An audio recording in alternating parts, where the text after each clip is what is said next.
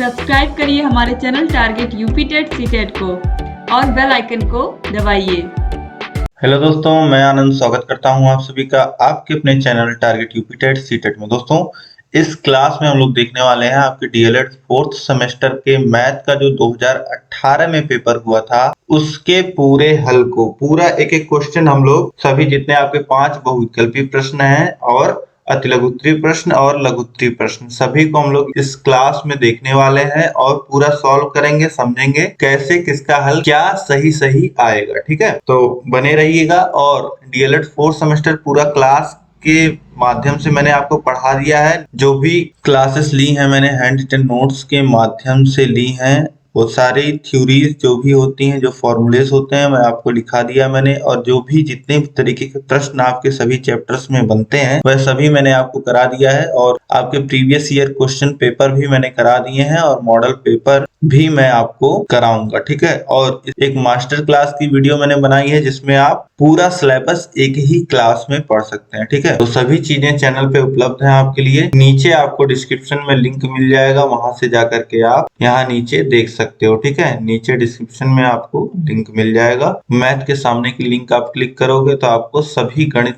की classes, previous year paper, master class और राजन पवन series की जो भी क्लासेस होती हैं, जो भी हम एक्सप्लेन करते हैं, वो सारी चीजें आपको देखने को वहां मिल जाएंगी। अब चलिए स्टार्ट करते हैं। देखिए 2018 का प्रश्न पत्र है आपका डीएलएड फोर्थ सेमेस्टर का। देखिए सबसे पहले बहुविकल्पीय प्रश्नों को देखते हैं।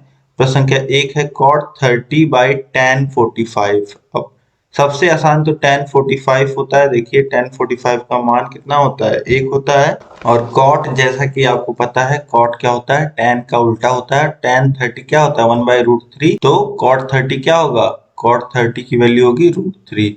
30 की वैल्यू हम लोग अंश में रखेंगे, हो जाएगा √3, और tan 45 की वैल्यू रखेंगे 1, तो ये कितना आ जाएगा वैल्यू, √3। तो यहाँ पे ऑप्शन बा जो हो जाएगा √3, यह बिल्कुल सही हो जाएगा। इसके बाद देखिए प्रश्न संख्या 2 है, किसी वृत्त का क्षेत्रफल 8800 सेंटीमीटर स्क्वायर है, वृत्त की त्रिज्या है। अब वृत्त का क्षेत्रफल आपको दिया गया है, यानी कि पाई आर स्क्वायर की वैल्यू आपको दी गई है। वृत्त का क्षेत्रफल होता है पाई आर स्क्वायर, और पाई आर स्क्वायर की वैल्यू आपको दिया गया है 8800। ठीक, ये हो गया। यहाँ देख लीजिए, हम लोग सॉल्व कर लेते हैं। पाई आर स्क्वायर वृत्त का क्षेत्रफल बराबर आपको दिया गया है 8800 सेंटीमीटर स्क्वायर, और वृत्त की त्रिज्या आपसे पूछ रहा है।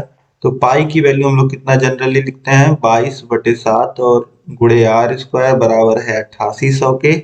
अब 22/7 को उधर भेज दीजिए तो नीचे 7 हर में है, तो इधर आके बराबर के इधर आके गुणे में हो जाएगा, और जो उधर गुणे में था वो इधर बटे में हो जाएगा। तो 22 से काटिए 8800 को, तो ये 4 बार में 88 कट जाएगा और डबल जीरो। ठीक, अब आप क्या करिए, देखिए आर स्क्वायर बराबर हो जाएगा 400 गुणे 7, या फिर आर बराबर हो जाएगा √400 गुणे 7। ठीक, अब जब रूट में संख्याओं का गुणा हो तो इनको अलग अलग भी लिख सकते हैं। देखिए 400 गुणे √7 इस तरीके से भी लिख सकते हैं। √400 को क्या लिखा जा सकता है, 20 का स्क्वायर, यानी 20 का 2 बार गुणा, तो ये रूट के बाहर आ जाएगा 20, और ये अंदर रह जाएगा √7, तो 20√7 यह वैल्यू आ जाएगी 20√7। ऑप्शन दा जो हो जाएगा, त्रिज्या जो हो जाएगी 20√7 सेंटीमीटर हो जाएगी। इसके बाद देखिए प्रश्न संख्या 3 है, 2x² - x - 1 बराबर 0 के हल हैं। अब इसका हल हमको करना है 2x² - x - 1 का। तो चलिए देखते हैं किस तरीके से कितना हल आएगा। 2x² - x - 1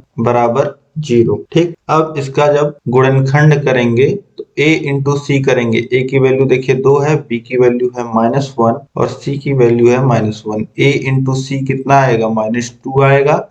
अब -2 जब आ रहा है तो हमें जो b है इसको इस तरीके से लिख देना है कि जोड़ने पे -1 आए, जोड़ने पे दो संख्याओं के रूप में b को इस तरीके से लिखना होता है कि जोड़ने पे -1 आए और गुणा करने पे -2 आए। तो किस तरीके से लिखा जा सकता है, b को हम लोग लिख देंगे -2 + 1, तो -2x हो जाएगा और +x हो जाएगा, -1 बराबर 0। देखिए कोई अंतर हमने नहीं किया है, -x की जगह हमने बस कितना लिखा है, -2x + x। तो अंतर कोई आ ही नहीं रहा, -2x + x भी -x होता है। ठीक है, तो अब देखिए यहाँ पे इन पहले पहले दोनों पदों को देखिए, इसमें से क्या कॉमन लिया जा सकता है 2x। तो यहाँ पे क्या बचेगा x माइनस 1, और यहाँ पे देखिए कुछ कॉमन नहीं मिल रहा है तो क्या कॉमन हो जाएगा, प्लस 1 कॉमन हो जाएगा, और x माइनस 1 इसी तरीके से ब्रैकेट में आ जाएगा बराबर 0। अब दोनों जगह देखिए x माइनस 1 x माइनस 1 दिख रहा है, तो x माइनस 1 दोनों जगह कॉमन हो जाएगा, और यहाँ पे बचा है 2x और यहाँ पे बचा है प्लस 1, तो एक ब्रैकेट में आ जाएगा 2x प्लस 1 बराबर 0। अब यहाँ से आपको समझना है कि इस समीकरण के हल क्या होंगे। गुणनखंड यहाँ तक आप तो सीखते हैं, बहुत बार यहाँ तक आपने किया होगा बहुत सारे भिन्न समीकरणों के साथ। अब यहाँ पे देखिए x माइनस 1 बराबर 0 लिखा जा सकता है। कैसे, इस 2x प्लस 1 को आप उधर भेजोगे तो 0 के भाग के रूप में होगा, 0 बटे 2x प्लस 1 होगा। तो 0 में किसी संख्या से अगर भाग देते हैं, किसी भी व्यंजक से भाग देते हैं, तो मान कितना आता है, 0 आता है। तो x माइनस 1 बराबर 0 हो गया। इसी तरीके से x बराबर 1 हो जाएगा, और यहीं पे इसी स्टेप से आप कितना लिख सकते हैं, 2x प्लस 1, और x माइनस 1 वाले पद को बराबर के उधर भेज दीजिए, तो ये भी क्या हो जाएगा, बराबर 0 के हो जाएगा, और x बराबर क्या हो जाएगा, माइनस 1 बाई 2, प्लस 1 उधर जाएगा, माइनस 1 हो जाएगा, और 2 गुणे में है बटे में चला जाएगा। तो x का मान माइनस 1 बाई 2 और 1, यह दो मान x के आपको मिल जाएंगे, दो हल मिल जाएंगे इस समीकरण के, माइनस 1 बाई 2 और 1। ऑप्शन आ जो हो जाएगा यहाँ पे, ये बिल्कुल सही हो जाएगा। ठीक है, अब इसके बाद देखिए संख्या 4 है, संख्या 14,641 के वर्गमूल में अंकों की संख्या होगी। अब 14,641 दो तरीके से आप, एक तो चाहे तो वर्गमूल निकाल करके देख लीजिए कितनी संख्याएं हैं, लेकिन अगर आप आसानी से समझना चाह रहे हैं या शॉर्टकट चाह रहे हैं तो किसी भी संख्या का वर्गमूल, अब देखिए कहीं पे अगर लिखा है 10,000, तो 10,000 का जो वर्गमूल आता है वो कितना आता है, 100 आता है। और वहीं पे अगर लिखा हो 60 यानी कि 10 लाख, तो उसका वर्गमूल कितना आएगा, उसका वर्गमूल 1000 आएगा। ठीक, अब यहाँ पे देखिए आप, जो संख्या आपको दी गई है वह 5 अंकों की है, 5 अंकों की है, मतलब कि इससे छोटी होगी, क्योंकि यह कितने अंक का है, यह आपका 4 3 7 अंक का, और इससे बड़ी होगी 10,000। तो यहाँ पे देखिए 100 से बड़ी, जो कि 100 कितने अंक का है, 3 अंक का है, और 100 से बड़ी, और 1000 से छोटी जो कि 4 अंक का होता है। 1000 4 अंक का होता है, तो 3 अंकों की जो सबसे छोटी संख्या है उससे बड़ा होगा, और 4 अंकों की जो सबसे छोटी संख्या है उससे छोटा होगा, यानी कि 3 अंक का ही होगा। ठीक, तो इस तरीके से आप यहाँ पे लगा सकते हो 3 अंक का। लेकिन अगर आप सॉल्व करके देखना चाहते हो, आपको वर्गमूल निकालने आता है, आपकी प्रैक्टिस है, आप जल्दी से निकाल सकते हो, तो इस तरीके से आप संख्या को लिख लीजिए। ये संख्या आपको दी गई है, और दाहिने से बाएं ओर हम लोग पेयर बनाते आते हैं। 41 एक पेयर हो जाएगा, 46 एक पेयर हो जाएगा, और यहाँ पे देखिए एक ही संख्या बची है तो इसका एक पेयर हो जाएगा। ठीक, अब इसको हल कैसे करते हैं, देखिए पहली जो संख्या है 1 है, 1 का स्क्वायर 1 होता है, तो 1 लिख लेंगे, और 1 का गुणा 1 में हो जाएगा तो यहाँ 1 आ जाता है। ठीक है, एक बार जाएगा, 1 का गुणा 1 में होगा तो यहाँ 1 आ जाएगा। ठीक, अब यहाँ पे घट जाएगा, और ये जो अगली संख्या है 46, ये उतर जाएगी। अब यहाँ नीचे 1 में 1 जुड़ जाएगा, यहाँ पे आ जाएगा 2, और 2 के बगल एक स्थान खाली रखेंगे। ठीक, अब 2 के बगल वह संख्या आएगी, 2 देखिए पहुंच गया अब दहाई के स्थान पे। अभी तक केवल 1 अंक की संख्या थी और इसे लेकर के हम लोग चल रहे थे, लेकिन अब 2 जो है वह पहुंच गया दहाई के स्थान पे, और दहाई के स्थान पे पहुंच गया 2, और इकाई के स्थान पे हमें वह संख्या लिखनी है जिसका हम लोग, जैसे 2 लिखेंगे, अगर इकाई के स्थान पे 2 लिखते हैं तो जो संख्या बनती है उसमें 2 का गुणा होगा, और यहाँ पे लिखा जाएगा 46 के नीचे। ठीक है, तो अब देखिए अगर 1 लिखते हैं तो 21 आएगा, जो कि काफी छोटी संख्या हो जाएगी, तो 2 लिखेंगे तो 2 बार गुणा होगा, और यहाँ लिख देंगे, तो ये 44 बना, और फिर इसमें 2 जोड़ भी देंगे अगले के लिए। ठीक है, 2 जोड़ देंगे तो ये कितना हो जाएगा, 24 हो जाएगा, और यहाँ पे देखिए 46 में से 44 घटेगा तो 2 बचेगा, और यहाँ पे अब यह जो 41 है यह नीचे आ जाएगा, तो ये बन जाएगी संख्या 241, और यहाँ 2 बार हम लोग लिखे गए थे तो 2 यहाँ ऊपर भी लिख लेंगे जितनी बार भाग जा रहा है। अब देखिए 24 आपको यहाँ पे दिख रहा होगा, लेकिन ये 24 नहीं है, यह 4 जो है दहाई के स्थान पे है और 2 जो है वह सैकड़े के स्थान पे है और यहाँ इकाई का स्थान खाली है। इकाई के स्थान पे हमें वह संख्या लिखनी है जिसका जो संख्या बन रही है उसमें गुणा करने पर यहाँ जो संख्या आ रही है जिसमें भाग करना है, ठीक है, उससे छोटी या उससे के बराबर की संख्या मिल जाए। तो देखिए एक यहाँ अगर हम लोग लिखते हैं तो 1 का गुणा होगा, इसमें एक बार भाग अगर देते हैं तो ये हो जाएगा 241 और ये पूरा पूरा कट जाएगा और वर्गमूल जो आ जाएगा वह 121 आ जाएगा। ठीक है, 14,641 का जो वर्गमूल आ जाएगा वह कितना आ जाएगा 121। ये कितने अंकों की संख्या है 121? 3 अंकों की, क्योंकि इसमें 3 अंक हैं। तो इस तरीके से 3 सही हो जाएगा। अब इसके बाद देखिए प्रश्न संख्या 5 है, किसी चतुर्भुज के किन्हीं 3 कोणों का योगफल 285 अंश है, चौथे कोण की माप बताइए। चतुर्भुज क्वाड्रिलेटरल आपको दिया गया है। क्वाड्रिलेटरल में चतुर्भुज में क्या होता है, चारों कोणों का जो योग होता है उसका मान कितना होता है 360 अंश होता है। ठीक है, और आपको बोला गया कि 3 का योग 285 है, तो चौथा कितना होगा 360 माइनस 285, 60 इधर और 15 इधर हो जाएगा 60 धन 15 75। तो ऑप्शन बा 75 अंश ये बिल्कुल सही हो जाएगा। ठीक है, तो ये 5 बहुविकल्पी प्रश्न आपके बिल्कुल सही सही हुए होंगे, यह मुझे उम्मीद है। देखिए आप जब अभी देख रहे हो वीडियो तो आप लोग खुद भी कॉपी और पेन लेकर के बैठा करिए। मेरे क्वेश्चन अटेम्प्ट करने से पहले मुझे क्वेश्चन जो मैं आप लोग को बता रहा हूँ करा रहा हूँ, वो कराने से पहले जैसे ही आपको क्वेश्चन दिखे, जैसे अतिलोकोत्तरी का 6वां प्रश्न आपको दिख रहा है तो इसको आप सॉल्व कर लीजिए। ठीक है, और अगर आपको नहीं आता, उत्तर नहीं सही आता, कुछ भी होता है या फिर आपने कर लिया, आपको उत्तर मिलाना है, तो आगे की वीडियो प्ले करिए। इस तरीके से आपकी प्रैक्टिस भी होगी और आप अच्छे स्कोर कर पाओगे एग्जाम में। अब इसके बाद देखिए अतिलघुत्तरी प्रश्नों में प्रश्न के अच्छे है, वह छोटी से छोटी प्राकृतिक संख्या ज्ञात कीजिए जिसे 1,94,491 से घटाने पर शेषफल पूर्ण वर्ग बन जाए। अब देखिए फिर से पूर्ण वर्ग का क्वेश्चन आ गया। अभी यहाँ पे पूर्ण वर्ग देखा था आपने, पूर्ण वर्ग इसी तरीके से हम लोग देखते हैं जैसे वर्गमूल आपने देखा था। सेम क्वेश्चन नहीं है लेकिन प्रोसेस जो है देखने का, चेक करने का, वह वर्गमूल के ही तरीके से हम लोग देखेंगे। क्योंकि वह देखिए आपको क्या निकालना है, वह छोटी से छोटी प्राकृतिक संख्या जिससे 1,94,499 में से घटाने पे शेषफल पूर्ण वर्ग हो जाए। हमको क्या चाहिए, ये जो संख्या दी गई है इसके आसपास की पूर्ण वर्ग संख्या कौन सी है यह निकाल लेंगे हम, और उसके बाद हम लोग क्या करेंगे, देख लेंगे कि इन दोनों में कितना अंतर है इस संख्या में और वह जो पूर्ण वर्ग संख्या है इसके बिल्कुल पास की, बिल्कुल करीब की। तो दोनों में जितना अंतर हो जाएगा वही हम लोग क्या कर देंगे, यहाँ पे बता देंगे कि इतना घटाने पे संख्या पूर्ण वर्ग बन जाएगी। ठीक है, अब देखिए ये जो संख्या दी गई है इसी संख्या का हम लोग वर्गमूल निकालने का प्रयास करेंगे, तब आप समझ पाओगे कि इसके आस पास की कौन सी संख्या है जो पूर्ण वर्ग है।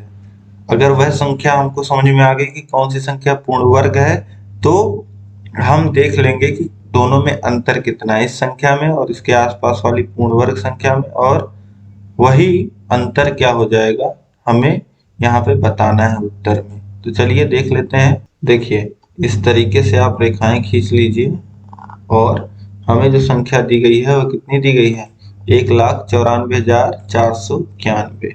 कॉमा नहीं लगाना है हमको क्योंकि हमें पेयरिंग करनी है 1,94,491। ठीक है, अब देखिए यहाँ पे क्या होता है, हम लोग वर्गमूल निकालने जब जाते हैं तो दो दो संख्याओं का पेयर बनाते हैं दाहिने से बाएं की ओर। तो 91 का एक पेयर 44 का, एक पेयर 19 का बनेगा। ठीक, अब क्या करना है, अब हमें भाग देना स्टार्ट करना है। भाग देना हम लोग बाएं तरफ से स्टार्ट करते हैं। तो देखिए बाएं तरफ सबसे पहला पेयर क्या है 19। अब 19 में हम लोग भाग उस संख्या से देंगे जो, जैसे 1 से अगर भाग देते हैं तो 1 का स्क्वायर 1 होता है। ठीक है, और 2 से भाग देंगे 2 का स्क्वायर 4 होता है, तो यहाँ 4 लिखा जाएगा। ठीक है, तो 19 के पास की जो वर्ग संख्या होगी उसके वर्गमूल से हमको भाग देना रहता है। तो 9 से भाग, अगर 3 से भाग देंगे तो 9 लिखा जाएगा, 4 से भाग देंगे तो 16 लिखा जाएगा। 16 क्या है 19 के पास की संख्या है, या तो उसके बराबर हो संख्या या उससे छोटी हो। ठीक है, तो 4 से जब हम लोग यहाँ पे भाग देंगे तो देखिए 4 से गुणा होगा 4 में तो हो जाएगा 16 और 19 में 16 घटेगा तो बच जाएगा 3। अब जैसे 4 से भाग दिए हैं तो 4 जुड़ भी जाएगा तो ये हो जाएगा 8 और 8 आ जाएगा दहाई के स्थान पे और यहाँ 44 उतर जाएगा। अब देखिए 8 के बगल में हमको इकाई के स्थान पे कुछ लिखना है और संख्या जो होगी वह 80 से बड़ी बनेगी और यहाँ जो संख्या है वह कितनी है 344 है, यानी कि कम से कम 80। देखिए 8 चौक 32 होता है, ठीक है, तो 4 बार देखिए जा रहा है कि नहीं, तो 1 बार जाएगा, 2 बार जाएगा, 3 बार और 4 बार भी जाएगा तो 84 हो जाएगी। 4 लिख देंगे ये संख्या और ये 4 जोड़ भी देंगे अगली बार में, ठीक है। अब 84 देखिए 84 में 4 का गुणा हो जाएगा, 4 बार जा रहा है, ठीक है, 4 का गुणा हो जाएगा, 8 चौक 16 हाथ से लगा 1, 8 चौक 32 1 33 336 आ जाएगा और ये जोड़ देंगे तो ये संख्या हो जाएगी 88 और यहाँ पे घटाइए तो कितना बचेगा 8 बच जाएगा, ठीक है। और अगला जो पेयर है 91 वह उतर जाएगा। अब देखिए इकाई के स्थान पे हमें एक संख्या लिखनी है और उसी संख्या से दी गई संख्या में गुणा होगा तो 88 के बगल अगर 1 लिख देंगे तो हो जाएगा 881, ठीक है, और 2 लिख देंगे तो 1600 1700 पहुंच जाएगी संख्या, ठीक है। तो इसलिए हम लोग केवल 1 लिखेंगे और 1 का ही गुणा होगा तो ये कितना आ जाएगा 881, ठीक। तो अब इसके बाद घटाएंगे तो बचेगा 10, ठीक, 10 अब बच गया और यहाँ पे 1 जोड़ने के बाद आप कितना लिख सकते हो 882 हो जाएगा और 882 से 10 में तो भाग जाएगा नहीं।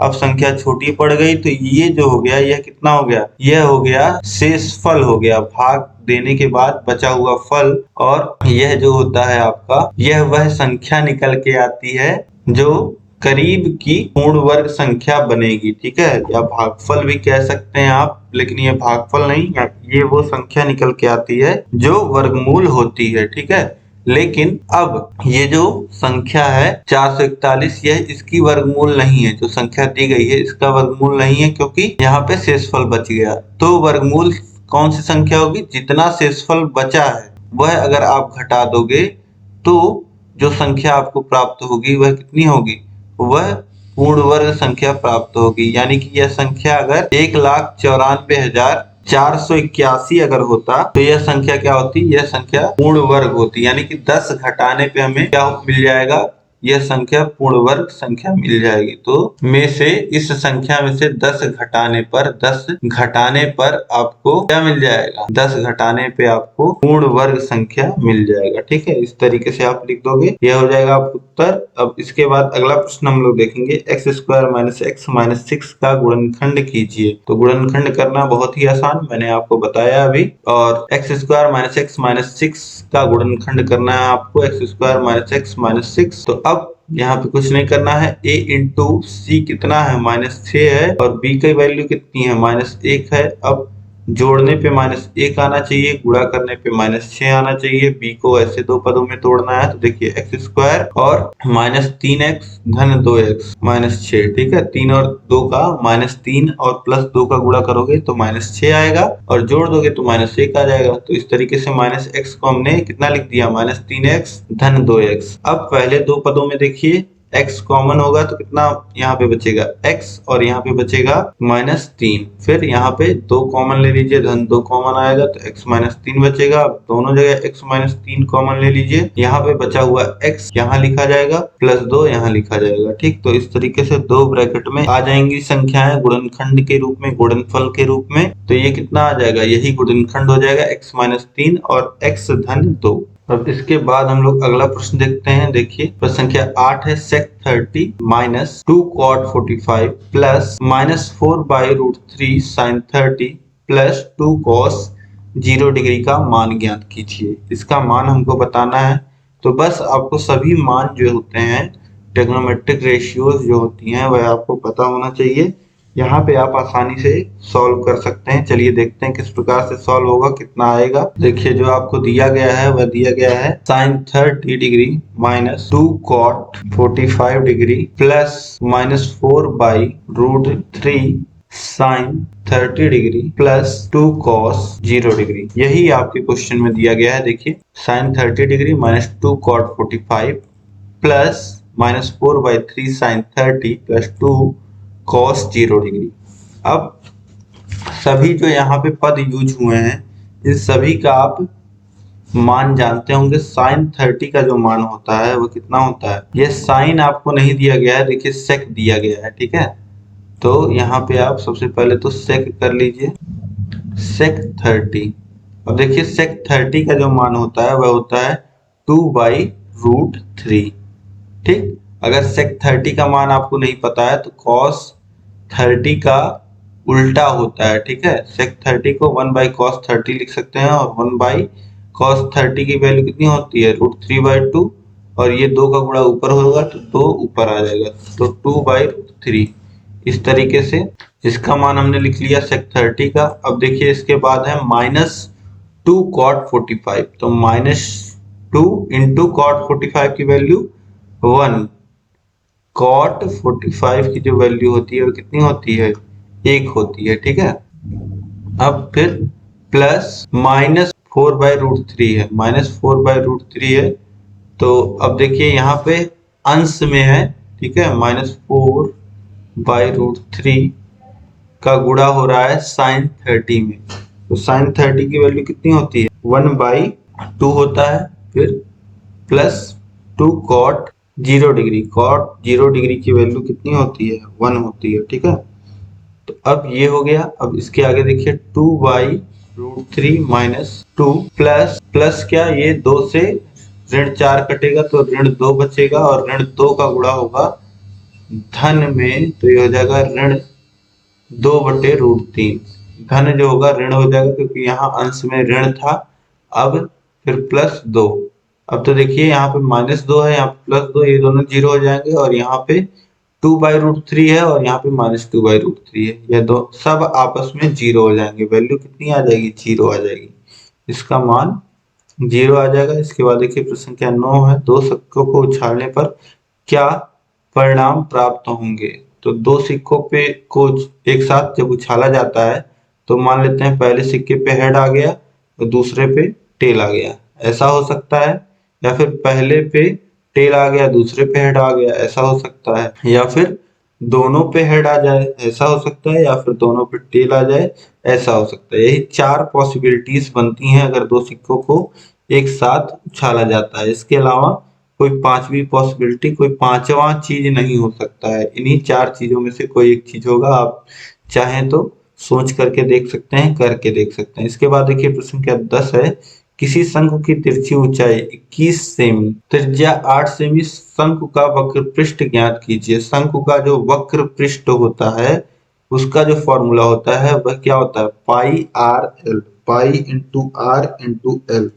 अब देखिए पाई कितना होता है वैल्यू, हम लोग जनरली यूज करते हैं 22/7 गुणे आर, आपको कितना दिया गया है 8, और गुणे ऊंचाई, तिरछी ऊंचाई, ये कितना है 21। अब देखिए गुणे के रूप में है सब, 7 से 21 कटेगा 3 बार में। और अब यहाँ पे आप सभी का गुणा कर लीजिए, सभी का गुणा करेंगे।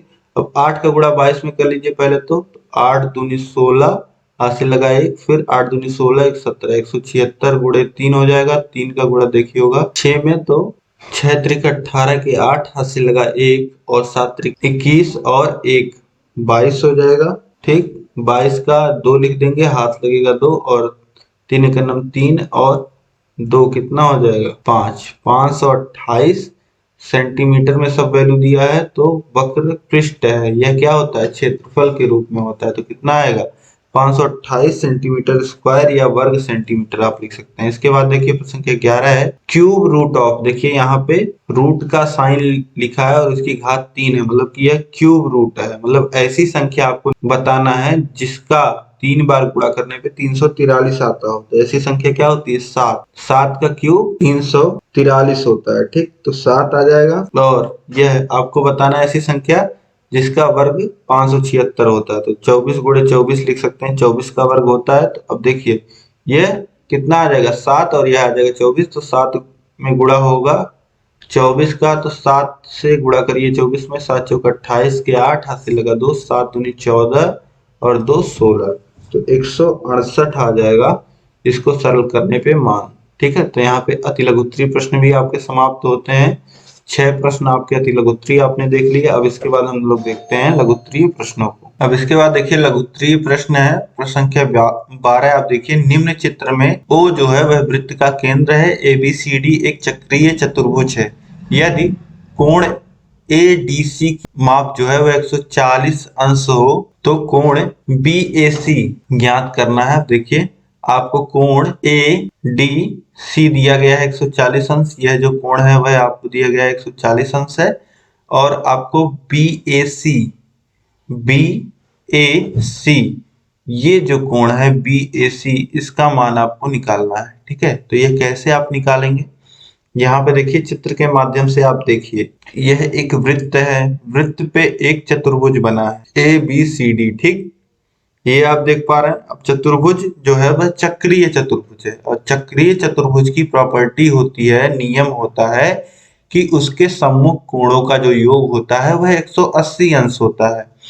तो कोण ADC जो आपको दिया गया है ADC और कोण CBA या ABC, कोण ABC, ये दोनों कोण सम्मुख कोण है, इनका योग क्या होगा 180 अंश होगा। ठीक है, मैंने आपको बताया कि चक्रीय चतुर्भुज के सम्मुख कोणों का योग 180 अंश होता है।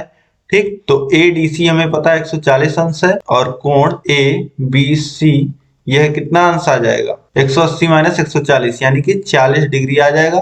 ये जो कोण हो गया 40 अंश हो गया। ठीक, अब आपको देखना है त्रिभुज ABC में, जो त्रिभुज ABC है, ये देखिए ये जो त्रिभुज है त्रिभुज ABC, ये जो त्रिभुज बन रहा है, ये त्रिभुज कैसा त्रिभुज है, यह है अर्धवृत्त में बना हुआ त्रिभुज है। अर्धवृत्त में बना हुआ त्रिभुज क्या होता है, अर्धवृत्त में बना हुआ त्रिभुज वह त्रिभुज होता है जो आधे वृत्त में, जैसे AB जो है वह जीवा है, देखिए O केंद्र है और केंद्र से जा रही जीवा को हम लोग क्या कहते हैं, व्यास। और व्यास क्या होता है, वृत्त को दो भागों में डिवाइड करता है, यानी कि अब यह जो त्रिभुज बन रहा है वह अर्धवृत्त में बना हुआ त्रिभुज है, और इसी अर्धवृत्त पे जो व्यास द्वारा वृत्त पे कोण बनाया जाता है, व्यास द्वारा जो वृत्त पे कोण बनाया जाता है वह कितने अंश का होता है, 90 अंश का होता है, समकोण होता है। ठीक है, तो अब इसकी वैल्यू इस नियम से आपको पता चल जाएगी, त्रिभुज ABC में कोण C जो होगा वह 90 अंश का होगा। ठीक, अब आपको पता है कि त्रिभुज के तीनों अंतः कोणों का योग कितना होता है, वह होता है 180 अंश। तो 90 और 40 आप जोड़ लोगे तो 130 हो जाएगा, 180 में से घटा दोगे तो कितना ये आ जाएगा 50 डिग्री। तो कोण CAB जो मान हो जाएगा, कोण CAB जो आपसे पूछ रहा है, या BAC कहिए आप, इसका जो मान हो जाएगा वह कितना हो जाएगा 50 अंश हो जाएगा। ठीक है, तो ये समझ गए होंगे प्रश्न आप, दो नियम आपको पता होने चाहिए इसमें। अब इसके बाद अगला प्रश्न हम लोग देखते हैं, प्रश्न संख्या 13 है। देखिए 24 शिक्षार्थियों की वर्ष में आयु दी गई है, आंकड़ों के द्वारा आपको क्या निकालना है, आंकड़ों की माध्यिका निकालनी है। ठीक है, आंकड़ों का माध्यिका आपको निकालना है, आयु दिया गया है, शिक्षार्थी दिया गया है। देखिए 12 वर्ष के कितने शिक्षार्थी हैं, 4, 13 वर्ष के 5, 14 वर्ष के 4, 15 वर्ष के 6 और 16 वर्ष के 5। ठीक, तो माध्यिका आपको निकालनी है, मतलब बिल्कुल बीच का पद कौन सा होता है, यही होता ही है माध्यिका। ठीक है, तो अगर बीच का पद आपको निकालना होता है, अगर जो पद होते हैं, जितने भी संख्याएं दी रहती हैं, यहाँ पे देखिए संख्या यानी कि आयु भी दी गई है, उसकी बारंबारता भी दी गई है, तो यहाँ पे माध्यिका जब हमको निकालना होता है तो माध्यिका निकालते समय हमें जरूरत पड़ती है संचयी बारंबारता की। ये जो शिक्षार्थियों की संख्या दी गई है इसको हम लोग क्या कहते हैं, बारंबारता कहते हैं। मतलब कि कोई पद कितनी बार आ रहा है, कोई संख्या किसी आंकड़े में कितनी बार आ रही है, बारंबारता होता है। और उसके बाद हम लोग बारंबारताओं का योग करके हम लोग देखते हैं कि अभी तक कितने पद आ चुके हैं, ये हम लोग संचयी बारंबारता में देखते हैं। ठीक है, संचयी बारंबारता, इसमें आप पहले तो एक टेबल बना लीजिए, यहाँ पे 3 इस प्रकार से जो आंकड़ा आपको दिया गया है आप इस प्रकार से लिख लीजिए। एक कॉलम में हम लोग लिखेंगे आयु, दूसरे कॉलम में हम लोग लिखेंगे बारंबारता, और तीसरे में लिखेंगे संचयी बारंबारता। अब देखिए आयु कितना कितना दिया गया है, 12 वर्ष, 13 वर्ष, 14 वर्ष, 15 वर्ष और 16 वर्ष। अब देखिए 12 वर्ष के कितने छात्र हैं, 4 छात्र, और 13 वर्ष के कितने छात्र हैं, 5 छात्र। इसी तरीके से 14 वर्ष के 4, 15 वर्ष के 6 और 16 वर्ष के 5। ठीक, अब संचयी बारंबारता कैसे लिखते हैं?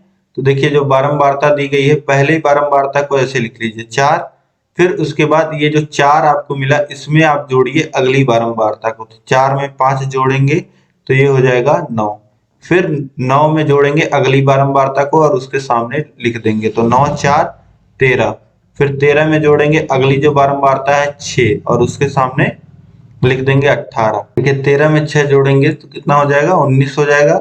अब इसके बाद देखिए फिर 19 में 5 जुड़ जाएगा, ये आ जाएगा 24।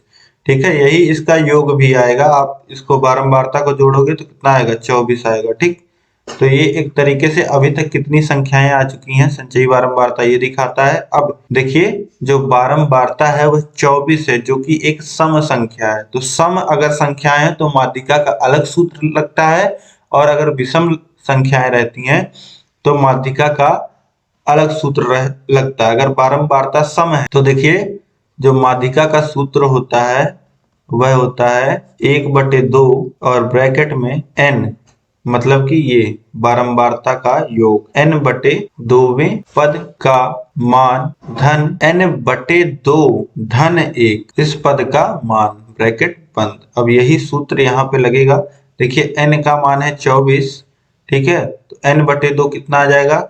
यहाँ पे ये हो जाएगा n/2 12वां पद, और यहाँ पे n/2 12 धन 1 यानी कि 13वां पद, 12वां पद और 13वां पद।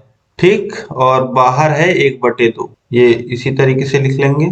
ठीक, अब देखिए 12वां और 13वां पद पड़ेगा कहाँ? अब देखिए पहले जो 4 हैं 12 वर्ष के, वो 4 यहाँ तक आ चुके हैं, 4 के बाद 9 आंकड़े यहाँ तक आ चुके हैं, 9 के बाद 10 11 12 और 13 ये किस में आए हैं? ये 14 में आए हैं। तो 12 और 13 हम लोग देख रहे हैं, तो 12 और 13 यह दोनों किस में है? यह दोनों हैं आयु 14 में। तो 14 मान हो जाएगा, 12वें और 13वें पद का मान क्या होगा? 14 होगा। तो यहाँ पे हम लोग 1/2 12वें पद का मान कितना हो जाएगा? 14, और 13वें पद का मान 14। तो ये कितना आ जाएगा? ये आ जाएगा 14 14 28/2 कितना आएगा? 14। ठीक है, तो इस तरीके से जो माध्यिका आ जाएगा वह कितना आ जाएगा? यह जो आयु वर्ग है 14 वाला, यह 14 जो होगा यह माध्यिका हो जाएगा। ठीक, अब इसके बाद हम लोग देखते हैं प्रश्न संख्या 14 है, एक रोलर का व्यास 70 सेंटीमीटर व लंबाई 2 मीटर, तो बताइए कि 50 चक्कर में रोलर कितने वर्ग मीटर चलेगा। अब आप सभी ने देखा होगा सड़क पे रोलर चलते हुए। सड़क जब बनती है तो उसके बाद क्या होता है? रोलर चलता है। ठीक, अब आप सोचिए कि जब यह रोलर चल रहा है तो कितना एरिया कवर करता होगा एक चक्कर में। आप सोचिए कि कितना एरिया यह कवर करता होगा। तो आप इस तरीके से ध्यान अगर दे पाए, जो रोलर के ऊपर एक लोहे की परत, आप समझिए इस तरीके से लोहे की एक परत होती है, जो बेलन लगा होता है, बेलन की परत होती है एक तरीके से। अब इसको अगर खोल दिया जाए, इसको अगर यहीं से खोल दिया जाए तो ये परत कुछ इस तरीके से हो जाएगी। ठीक है, और यह क्या है? यह वृत्ताकार है। ठीक है, यह वृत्त के आकार का है। ठीक है, तो वृत्त की परिधि क्या होती है? 2πr होती है। ठीक, 2πr होती है, इतना आप समझ गए। अब और यह इसकी चौड़ाई भी मैटर करती है, मतलब कि यह कितना ऊंचा है।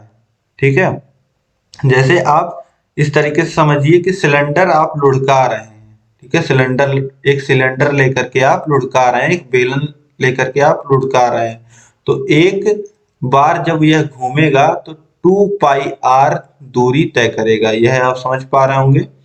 ठीक है, एक बार यहां से अगर कोई चलना शुरू करे तो यहां तक पहुंचने के लिए फिर से कितनी दूरी तय करनी पड़ेगी? 2πr, और एरिया यह कितना कवर करेगा? लंबाई तो इतनी कवर कर रहा है, और चौड़ाई कितनी कवर करेगा? जितनी इसकी चौड़ाई होगी, बेलन की चौड़ाई, चौड़ाई कहिए या ऊंचाई कहिए। ठीक है, बात एक ही है। ठीक है, तो अब एक बार में यह कितना एरिया कवर करेगा? यह कितना हो जाएगा? यह इसकी वृत्त की परिधि 2πr × l। अब यह क्या होता है? यह लंबाई हो गई, और यह क्या हो गया? यह इसकी चौड़ाई या ऊंचाई कह लीजिए। जैसे आप अगर लिखते हैं बेलन का वक्र पृष्ठ अगर लिखना हो, यही फॉर्मूला है यहीं से। तो बेलन का वक्र पृष्ठ लिखा जाता है 2 पाई r इंटू एच। यही होता है बेलन के वक्र पृष्ठ का फॉर्मूला।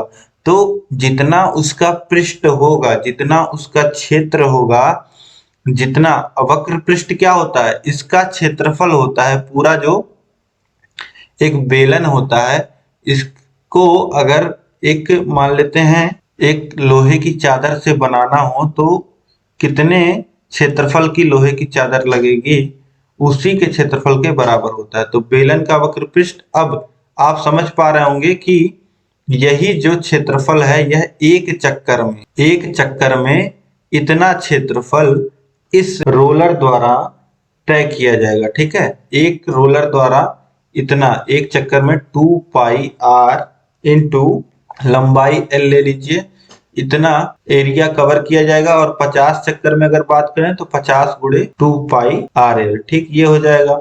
अब सब वैल्यूज रख दीजिए, तो ये हो जाएगा 50 का गुणा तो हो जाएगा 100 और पाई 22/7 और r यहाँ पे देखिए जो व्यास दिया गया है वह 70 सेंटीमीटर दिया गया है। तो r की वैल्यू क्या हो जाएगी 70/2 इंटू l कितना दिया गया है 2 मीटर दिया गया है। अब सारी चीजें हम लोग किस में निकालेंगे, हम लोग सेंटीमीटर में निकाल सकते हैं या मीटर में। तो 2 मीटर दिया गया है तो l को 200 सेंटीमीटर आप लिख लीजिए। देखिए 7 से 70 को काट दीजिए 10 हो जाएगा और 2 से 22 काट दीजिए 11 हो जाएगा। ठीक है, तो ये कितना आ जाएगा 100 का गुणा 200 में होगा तो ये हो जाएगा 2 शून्य और 10 का गुणा और हो जाएगा इसमें, तो 1 शून्य और बढ़ जाएगा और गुणे 11 हो जाएगा। 11 का गुणा 2 में होगा तो हो जाएगा 22 और इसके बाद कितना शून्य आ जाएगा 2 शून्य ये, 1 शून्य ये और 2 शून्य ये। ठीक है, यही 5 शून्य आ जाएगा। ठीक है, ये हो जाएगा एरिया सेंटीमीटर स्क्वायर में। ठीक है, सेंटीमीटर स्क्वायर में। अगर इसी को मीटर स्क्वायर में अगर आप चाहिए आपको, तो आपको कितने से इसमें भाग करना पड़ेगा। इसको अगर देखिए सेंटीमीटर को मीटर में बदलते हैं तो 100 से भाग करते हैं, लेकिन यहाँ पे 100 गुणे 100 से भाग करना पड़ेगा। 2 शून्य ये कट जाएगा और 2 शून्य ये कट जाएगा, तो ये कितना आ जाएगा 220 मीटर स्क्वायर, या यहाँ पे ये सेंटीमीटर स्क्वायर ये वैल्यू आएगी। ठीक है, तो इस तरीके से दोनों में से कोई भी वैल्यू आप निकाल करके छोड़ सकते हैं यहाँ पे। ठीक है, सही होगा। इसके बाद अगला प्रश्न देखिए, प्रश्न संख्या 15 है। 700 को दो ऐसे भागों में बांटिए कि एक भाग का 40% दूसरे भाग के 60% से 30 अधिक हो। ठीक है, जो पहला भाग है, एक भाग है, उसका 40% दूसरे के 60% से 80 अधिक होना चाहिए। मतलब पहले भाग का 40% ही अधिक होना चाहिए दूसरे भाग के 60% से। ठीक है, तो यहाँ पे आप देखिए किस तरीके से हल होगा। मान लेते हैं जो पहला भाग है वह कितना है x, तो दूसरा भाग कितना हो जाएगा, दूसरा भाग जो बचा हुआ होगा यानी कि 700 माइनस x हो जाएगा दूसरा भाग। ठीक, ये आप समझ गए।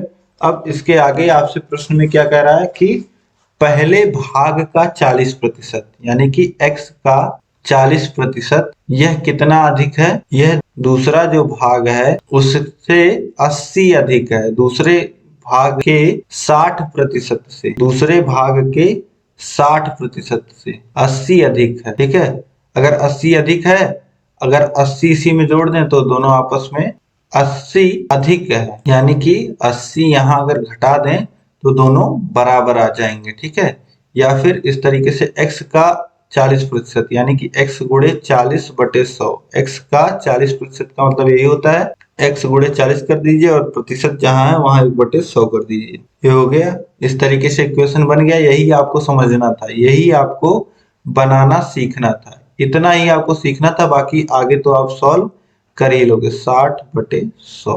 देखिए जैसा कि प्रश्न में कहा गया है कि पहले भाग का 40% दूसरे भाग से 80 अधिक है, यानी कि पहले भाग में से अगर हम 80 घटा दें तो दोनों बराबर पे आ जाएंगे। तो वही हमने किया है, पहले भाग के 40% में से 80 हमने घटा दिया है तो और इसको बराबर दिखा दिया है दूसरे भाग के 60% के। ठीक, अब इसको आप सॉल्व कर लीजिए, शून्य से शून्य कट जाएगा, ये हो जाएगा 4x/10 और 80 आप उधर भेज दीजिए और बाकियों को इधर ले आइए। यहाँ ब्रैकेट लगाना जरूरी है। देखिए 700 माइनस एक्स, अब देखिए शून्य से शून्य कट जाएगा, 700 माइनस एक्स में गुणा रहेगा 6/10 का, और इधर ये हो जाएगा और इधर ये हो जाएगा +80। अब देखिए इधर आके +80 हो जाएगा। ठीक, अब इसके बाद अब इस पक्ष को चाहे आप जो x वाला पद है इसको इधर ला सकते हैं आप। ठीक है, तो ये कितना हो जाएगा 4x/10 माइनस 700 माइनस एक्स गुणे में है 6/10 बराबर 80। अब देखिए दोनों पदों के बटे 10 है तो पूरे के बटे 10 हो जाएगा। ठीक है, और चाहे तो 10 उधर गुणे में भी जाएगा। ठीक है, तो उधर भेज देते हैं, सभी के नीचे से 10 हटा करके उधर गुणे में हो जाएगा, और यहाँ गुणे है 6 का, ये हो जाएगा 80 में गुणा होगा 10 का तो ये हो जाएगा 800। ये हो जाएगा 4x माइनस, अब 6 का अंदर गुणा कर लीजिए तो 7 छक 42, ये हो जाएगा 4200, और ये हो जाएगा -6x बराबर 800। ठीक, अब देखिए ब्रैकेट खोलिए तो ये क्या हो जाएगा -4200, और ये हो जाएगा +6x बराबर 800, और ये हो जाएगा x 4x के पद जुड़ जाएंगे तो 4x + 6x 10x हो जाएगा, और -4200 को उधर भेज दीजिए, 800 में जुड़ जाएगा तो ये जाएगा 5000। अब 10 उधर बटे में जाएगा, 5000 में 10 से भाग होगा तो हो जाएगा 500। तो पहला जो आपका भाग है, पहली जो संख्या है, पहला जो पार्ट आएगा, पहला भाग, इसका मान आ गया 500, तो दूसरा भाग कितना हो जाएगा 700 माइनस 500 200। ठीक है, और अगर आपको चेक करना है तो 500 का 40% कितना आएगा, 500 का जो 40% होगा वह आएगा 200, और 200 का 60% कितना आएगा, 200 का 60% जो आएगा वह आएगा 120। तो 200 माइनस 120 कितना होता है, 80 होता है। ठीक है, तो इस तरीके से इसको भी आप सॉल्व कर लोगे बहुत आसानी से। अब इसके बाद हम लोग देखेंगे नेक्स्ट क्वेश्चन। नेक्स्ट क्वेश्चन देखिए है 16 नंबर। दो पासों को एक साथ उछालने पर दोनों पासों के अंकों का योग 4 हो की प्रायिकता है। अब पासा दोस्तों आपको पता है, जैसे लूडो आप लोग खेलते हैं उसी प्रकार से वही पासा होता है। 1 से 6 अंक क्या होते हैं, उस पे अंकित होते हैं। ठीक है, 6 फलक होते हैं पासे पे 1 भी आ सकता है, 2 भी आ सकता है, 3 भी, 4 भी, 5 भी, 6 भी। ठीक है, लूडो आप सभी ने खेला होगा। अब यहाँ पे बोल रहा है कि दो पासों को एक साथ उछालने पर दोनों पासों के अंकों का योग 4 हो की प्रायिकता है। अब देखिए पासा, जब दो पासे एक साथ आप उछालोगे तो क्या हो सकता है, देखिए पहले पासे पे 1 आ सकता है और दूसरे पे भी 1 आ सकता है। ठीक, अब सारा कंडीशन हम लोग देख लेते हैं। पहले पासे पे अगर 1 आता है तो दूसरे पे क्या आ सकता है, 1 आ सकता है, 2 आ सकता है, 3 आ सकता है, और इसके साथ ही 4 आ सकता है दूसरे पासे पे।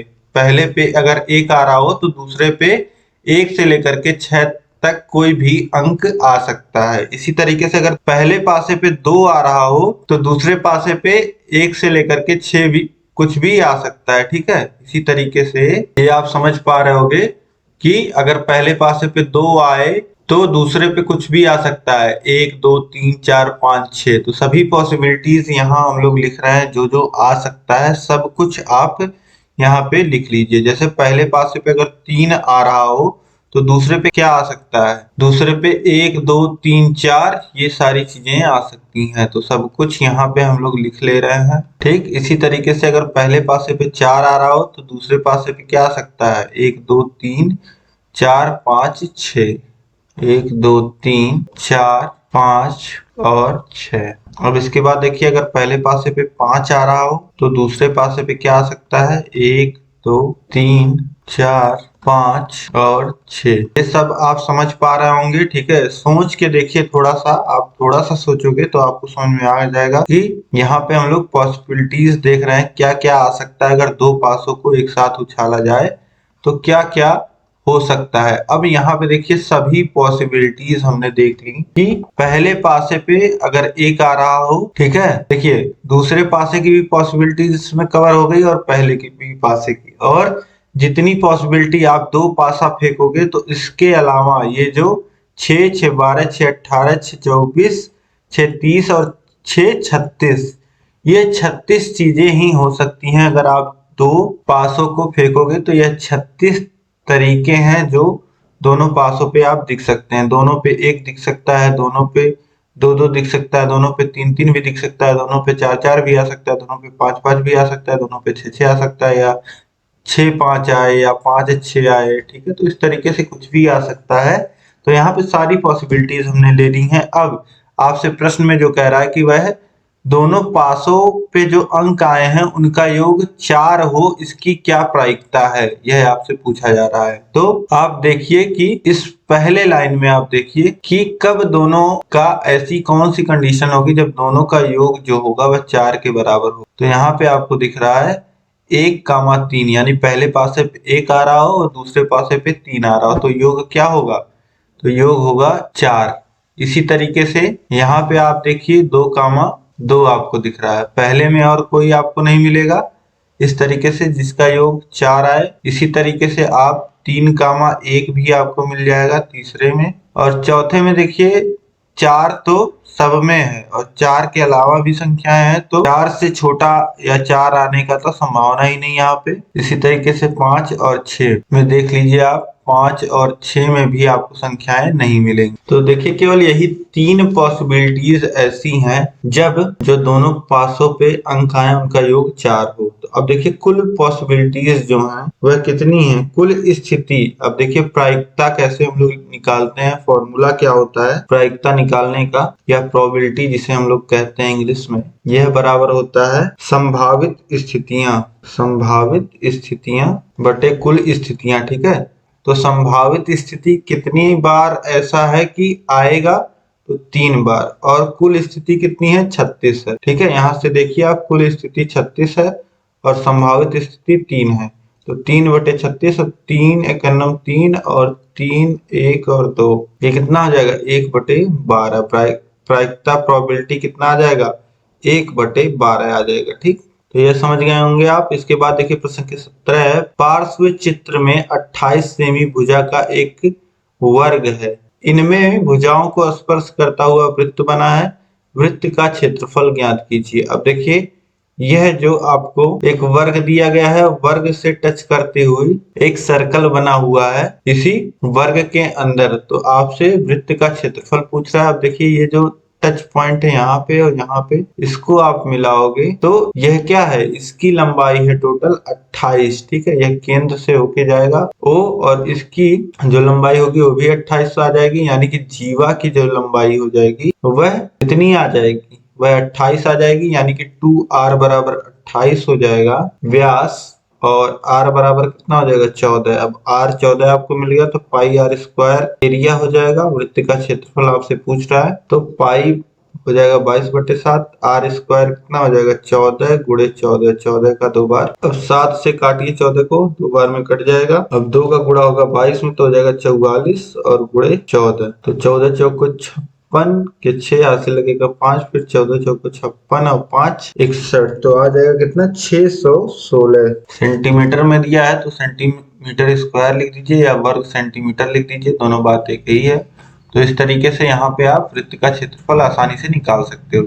इसके बाद लास्ट क्वेश्चन देखिए, प्रश्न संख्या 18 है, निम्न चित्र में O वृत्त का केंद्र है, AOB वृत्त का व्यास है, यदि कोण CAB बराबर 60, कोण ABD बराबर 40 अंश हो तो कोण CAD तथा कोण DBC ज्ञात कीजिए। अब यहाँ पे देखिए यह वृत्त दिया गया आपको जिसका केंद्र O है और AOB व्यास है। AOB अब देखिए केंद्र से जा रहा है तो जाहिर सी बात है यह व्यास है, और कोण CAB का मान आपको दिया गया है, CAB का मान 60 अंश और ABD का मान 40 अंश, तो कोण CAD यह जो पूरा कोण है इसका मान पूछ रहा है, और कोण DBC DB और C इस पूरे वाले का मान आपसे पूछ रहा है। ठीक है, तो अब यहाँ पे कुछ नहीं करना है आपको। ये देखिए अर्धवृत्त में बना कोण समकोण होता है, ये पहले ही मैं आपको बता चुका हूँ, तो यह 90 अंश का हो जाएगा कोण C, और यह भी कोण D भी कितना, ये भी अर्धवृत्त में बना कोण है। ठीक है, तो ये भी 90 अंश हो जाएगा। ठीक, और यहाँ पे ये जो कोण है, ये जो छोटा वाला कोण है, इसका जो मान आ जाएगा, यह देखिए 90 धन 40 130, और त्रिभुज ABD में आप देखिए तो एक कोण 40 अंश का है, एक 90 अंश का है, तो तीसरा कितने का होगा? 180 माइनस 90 धन 40 यानी कि 180 माइनस 130। तो ये कितना आ जाएगा? ये आ जाएगा 50 अंश। अब यहाँ पे आप लिख सकते हैं कोण CAD बराबर होगा कोण CAB धन कोण BAD। ठीक है, तो CAB का मान पहले आपको दिया गया है 60 अंश और अभी आपने निकाला BAD का मान कितना है? 50 अंश। ये कोण BAD। ठीक है, तो ये कितना आ जाएगा? CAD कितना आ जाएगा? 110 अंश आ जाएगा। कोण CAD ये आ जाएगा 110 अंश। इसी तरीके से आपको ये भी पूरा वाला कोण निकालना है। तो त्रिभुज ABC में जब आप देखोगे तो यह जो कोण आपको मिलेगा यह 30 अंश का मिलेगा और दोनों को आप जोड़ लोगे तो 70 अंश हो जाएगा। कोण DBC निकालने के लिए आप जोड़िएगा कोण ABD को और कोण CBA को। ठीक है, तो यह है 40 अंश पहले से आपको दिया गया है, यह 30 अंश आ गया है, तो कितना आ जाएगा? 70 अंश। तो इस तरीके से इस क्वेश्चन को भी आप आसानी से निकाल लोगे। अब इस तरीके से आपके सभी प्रश्न सॉल्व हो गए। आप इस क्लास को, इस वीडियो को आप लाइक कर दीजिए और अपने सभी मित्रों में, सभी ग्रुपों में आप इस वीडियो को शेयर कर दीजिए। प्रीवियस ईयर पेपर सभी के लिए देखना बहुत जरूरी है। बहुत ही आसानी से मैंने आपको सभी प्रश्न करा दिए हैं, समझा दिए हैं। अगर आपने नहीं भी पढ़ा होगा तो भी आपको प्रश्न समझ में आएंगे सभी को। ठीक है, और कहीं भी कोई भी किसी भी क्वेश्चन में दिक्कत अगर आपको लग रही है तो आप मुझे कमेंट करके बताइए। और पूरा मैंने मैथ आपको पढ़ा दिया गया है। पूरे आपके जितना सिलेबस है मैंने खुद हाथ से लिख करके, क्वेश्चंस लिख करके, जो भी फॉर्मूलाज हैं उनको लिख करके आपको पढ़ाया है। और प्रीवियस ईयर क्वेश्चन पेपर भी मैंने सॉल्व कराया है, सीरीज भी सॉल्व कराई है, मास्टर क्लास भी लिया। तो सभी चीजें आपके लिए उपलब्ध हैं, आप सभी को देखिए। और सभी विषय हमारे द्वारा पढ़ा दिए गए हैं हैंड रिटन नोट्स के माध्यम से। और आपके लिए ऐप पे पूरा कोर्स भी हमने अपलोड कर दिया है। ऐप में आपको टेस्ट भी मिलता है, हर एक सब्जेक्ट का आपको चैप्टर वाइज क्लासेस मिलेंगी, नोट्स मिलेगा, चैप्टर वाइज टेस्ट मिलेगा और PDF मिलेगा। वहां पर आपको प्रिंट कर सकते हैं जिसे आप पढ़ सकते हैं और साथ ही सारी चीजें वहां पे आपको उपलब्ध हैं। ठीक है, तो अगर आपको ये सारी सुविधाएं चाहिए तो ऐप को आप डाउनलोड करिए और अपने सभी दोस्तों को भी इसके बारे में जानकारी दीजिए। ठीक है, अब हम लोग मिलेंगे next previous year question paper के साथ। इस क्लास में अंत तक बने रहने के लिए आप सभी लोग का बहुत बहुत धन्यवाद। जय हिंद।